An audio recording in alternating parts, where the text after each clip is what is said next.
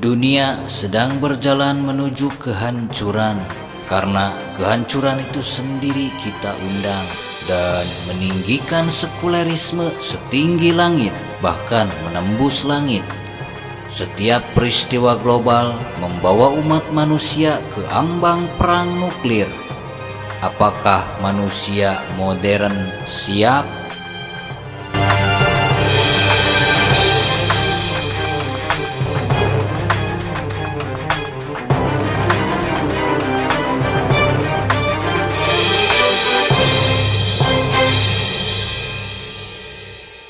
Kashmir, 22 April 2025, sebuah bom meledak di pusat pasar.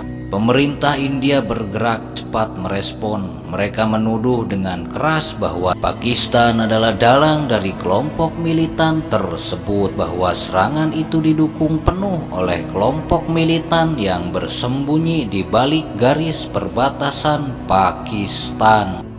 Sementara Pakistan sendiri menolak tuduhan serius ini. Kelompok militan ini adalah biang kerok penyakitnya. Seringkali mereka membawa wajah Islam, sehingga dunia global mengatakan agama Islam adalah teroris. Bagi Anda yang mengenal Islam, Islam tidaklah radikal seperti itu.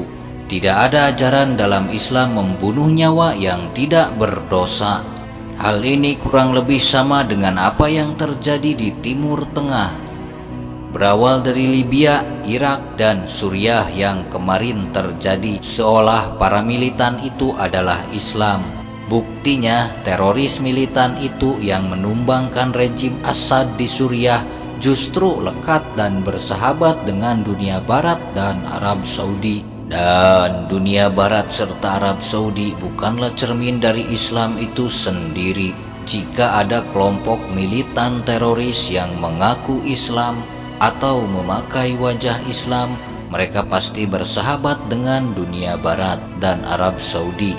Lalu kenapa agama Islam yang harus menanggung kebiadaban beberapa orang, seolah kebiadaban mereka adalah dari ajaran Islam itu sendiri? Kashmir adalah sebuah tempat di dunia ini yang ketika seseorang mengangkat tangan untuk berdoa, dia bisa ditembak. Yang saat seorang ibu mendidik anaknya membaca Al-Quran, mereka diseret keluar rumahnya. Dan ketika anak-anak belajar membaca Quran, mereka dipaksa untuk tidak mempelajarinya. Sebab Al-Quran menurut pemerintah Kashmir India yang sekarang, mereka percaya bahwa Al-Quran berbahaya. Ini bukan hayalan, ini bukan film. Itulah yang terjadi di Kashmir. Akibatnya rakyat Kashmir yang ditindas itu melawan.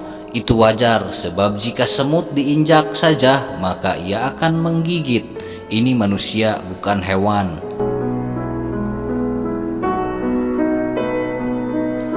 Mereka didiskriminasi hanya karena menganut Islam. Itu semua akibat militan teroris yang memakai wajah Islam untuk kebiadaban, lalu disamaratakan oleh pemerintah India bahwa siapapun yang menganut agama Islam adalah teroris. Itulah yang terjadi di sana.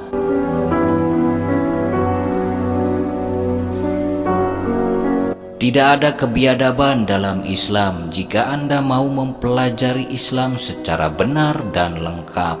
Inilah yang terjadi pada Islam. Apakah kita hanya akan diam dan menonton sampai giliran itu datang ke negeri kita, Indonesia? Bagaimana jika Indonesia didiskriminasi oleh dunia hanya karena Indonesia menganut Islam? Apakah Anda akan keluar dari Islam? Apakah pemerintah Indonesia nantinya akan melarang Islam? Jika pemerintah Indonesia melarang Islam, Anda bisa bayangkan kekacauan seperti apa yang akan terjadi di Indonesia. Mimpi buruk ini bisa saja terjadi dan datang, seperti yang terjadi di Kashmir hari ini. Kashmir menjadi neraka bagi jutaan umat muslim. Puluhan ribu tentara India bersenjata berat berjaga di jalan-jalan, setiap masjid dipantau. Setiap adzan bisa dihentikan paksa, ribuan anak muda hilang, diculik, disiksa, dan dipenjara tanpa proses hukum. Mereka jadi korban awalnya karena kelompok militan yang berlaku biadab, yang mereka entah datang dari mana, tiba-tiba memakai wajah Islam dan berbuat biadab. Pemerintah India pun sama lugunya. Mereka menganggap militan biadab itu dikarenakan agama Islam, kemudian menyamaratakan seluruh pemeluk Islam bahwa agama Islam adalah agama yang berbahaya, sehingga umat Islam tak berdosa lainnya yang harus menanggung akibatnya. Bisa jadi kelompok militan itu datang dari Sinterklas, sama seperti yang terjadi di Suriah baru-baru ini. Al-Julani adalah sekutu dunia barat dan juga Arab Saudi serta Turki. Itu kenyataan. Di awal sebelum berkuasa di Suriah, Al-Julani dikenal sosok Islam anti barat yang digadang-gadang pasukan Al-Mahdi yang akan membebaskan Al-Aqsa. Dan sebagian muslim percaya bahwa kelompok militan Suriah Al-Julani adalah tentara Al-Mahdi. Itu karena di kepala mereka hanya ada batu yang tidak bisa berpikir. Tapi tidak dengan kamu. Kamu yang mendengar ini adalah diri yang dipilih Tuhan.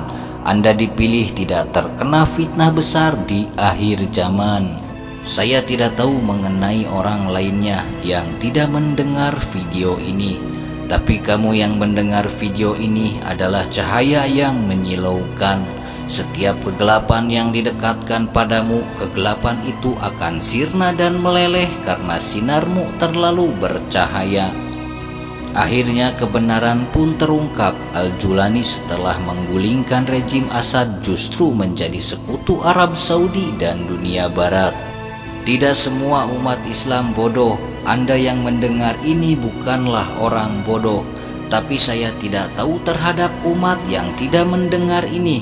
Saya berharap video ini sampai kepada institusi ulama Islam. Jangan sampai Kashmir jadi cerita lama dan Indonesia akan jadi cerita barunya. Karena Indonesia adalah pemeluk Islam terbanyak di dunia. Kita lihat sejarah yang sudah terjadi. Sebelum di Kashmir pernah terjadi di Rohingya. Muslim dibantai di depan mata dunia. Uighur umat Islam disiksa di kamp-kamp konsentrasi Cina. Serta di Patani, Thailand Selatan, Muslim teraniaya. Dan terakhir terjadi di Timur Tengah, di Yaman, Suriah, dan Gaza yang sudah populer dan diketahui. Apakah kita akan menunggu itu datang ke Indonesia sebagai Muslim terbanyak? Indonesia bukan negara yang lemah, kita punya kekuatan besar di Asia. Jika itu datang ke Indonesia, itu bisa memicu hal yang mengerikan bagi dunia. Sifat dan watak orang Indonesia itu sendiri sangatlah unik, yang sangat berbeda dengan orang-orang di dunia. Watak orang Indonesia mampu bertahan dalam kegetiran apapun, sebab dari kecil mereka telah terlatih untuk hidup dalam kegetiran. Bahkan mereka bisa hidup dengan inflasi yang terparah, 16.000 per $1. Bahkan mereka masih bisa tertawa dengan hal itu. Pajak menaik tinggi, mereka pun masih bisa bertahan. Inilah Indonesia, sebuah negara dengan masyarakat kuat yang tidak mudah ditumbangkan oleh globalisasi maupun tekanan dunia. Bayangkan seandainya yang terjadi di Kashmir terjadi di tanah air kita di Indonesia. Jangan sampai ini terjadi di Indonesia, karena Indonesia merupakan kekuatan Islam terbesar di dunia. Ini bukan hanya soal Kashmir saja, ini soal Islam dan Muslim yang akan diberi fitnah di seluruh pelosok dunia. Bagaimana kita sebagai umat Islam bisa bersatu melawan fitnah terbesar itu, yaitu dengan saling mendukung dan bersatu. Jangan sampai ketika hal tersebut sampai ke Indonesia, Anda akan ingat video ini. Ketika berada di posisi kemunculan fitnah besar yang mengarah pada perselisihan dan perpecahan umat beragama, serta perang besar yang melibatkan banyak negara yang bisa membawa kehancuran bagi umat manusia, dan saya hanya mencegah Indonesia menjadi bagian dari hal tersebut. Perang ini mungkin hanya tampak seperti konflik antara dua negara, tapi bila kita melihat lebih dalam, ini adalah percikan dari perang besar yang sedang terjadi di dunia. Ketika umat Islam tidak peduli satu sama lain, itulah saat fitnah besar datang. Dan Kashmir adalah lambang dari peringatan besar ini, karena umat Islam di sana sudah saling tidak mendukung satu sama lain. Jadi jangan sampai ini terjadi di negeri tercinta kita. Kita harus bersatu dan saling mendukung kepada persatuan untuk kebenaran. Kita lanjut ke Pakistan versus India.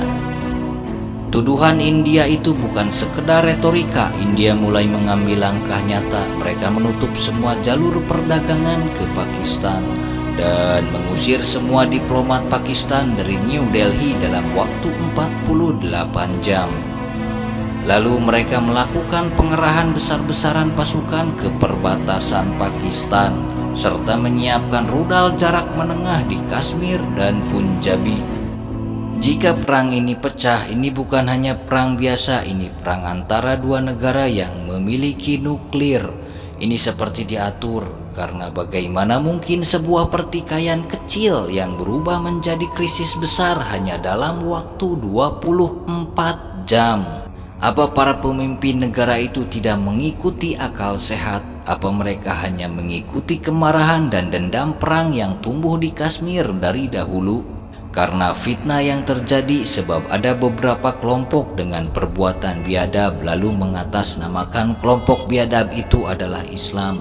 Lalu orang lainnya yang bukan kelompok muslim memukul rata bahwa semua Islam seperti itu. Dan akibatnya orang-orang Kashmir itu sendirilah yang menjadi korbannya. Penduduk Islam di Kashmir diculik dan disiksa hanya karena mereka dituduh teroris. Padahal mereka bukan kelompok militan manapun, hanya penduduk yang beragama muslim. Di balik layar ada kekuatan-kekuatan raksasa yang mulai menggerakkan pion-pion mereka di papan catur dunia. Di balik meja-meja diplomasi ada percakapan yang tidak pernah sampai ke publik.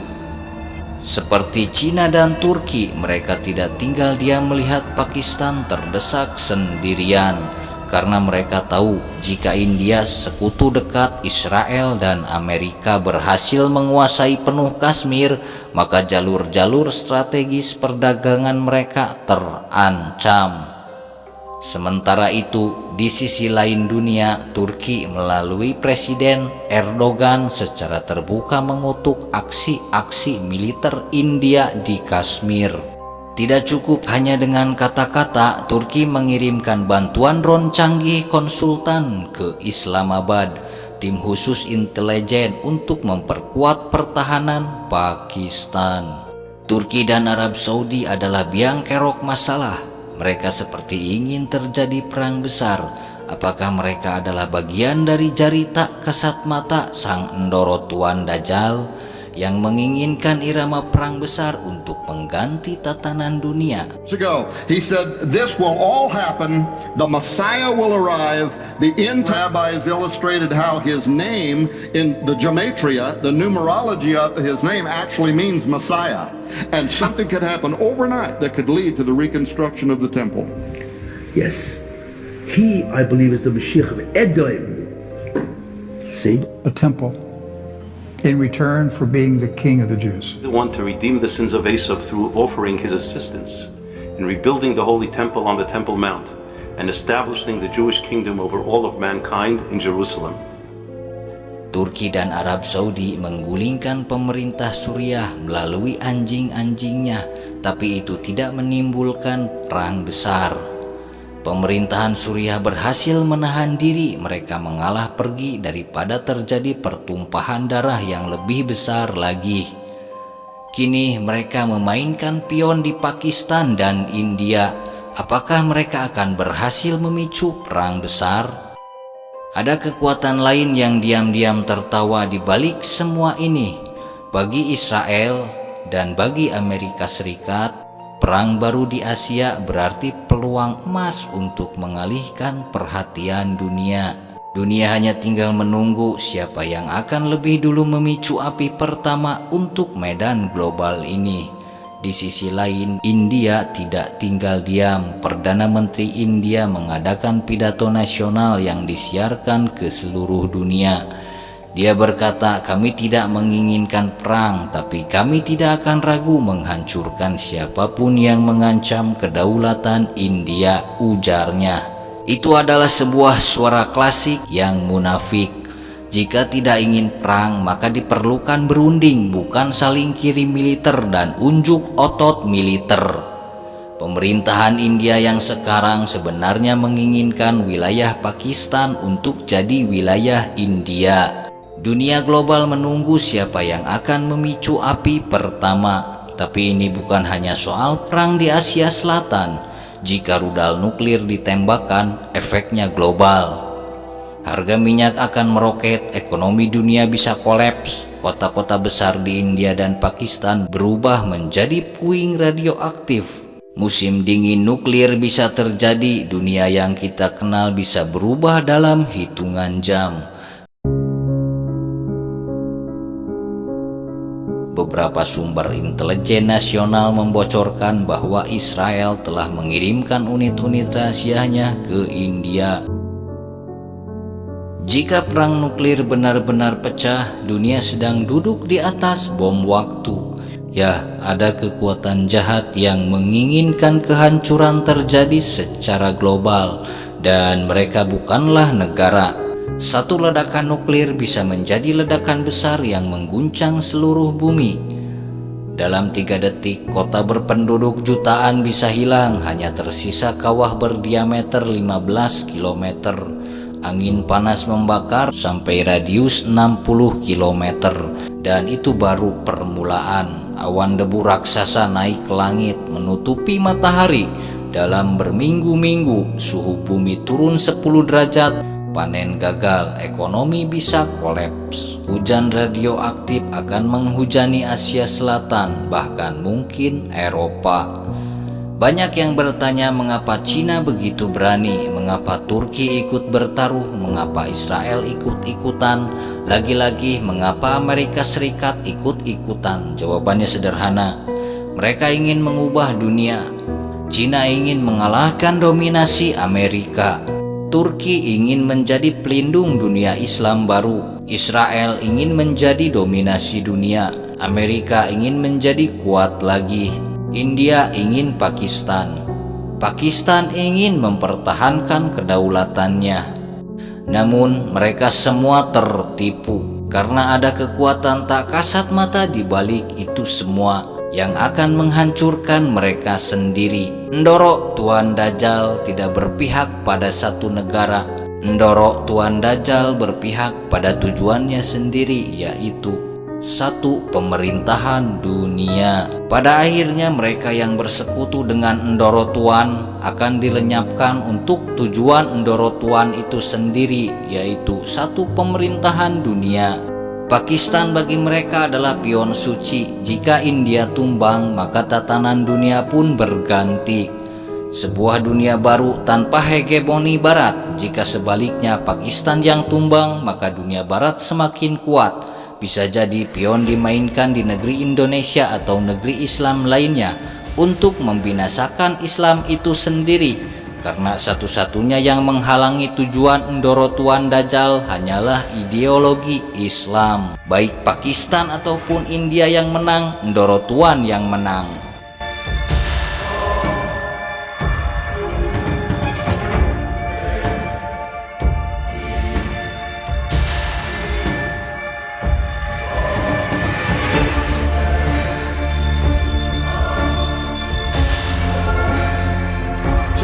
He said, this will all happen. The Messiah will arrive. He's illustrated how his name in the gematria, the numerology of his name actually means Messiah. and something could happen overnight that could lead to the reconstruction of the temple. Yes. He, I believe, is the Mashiach of Edom.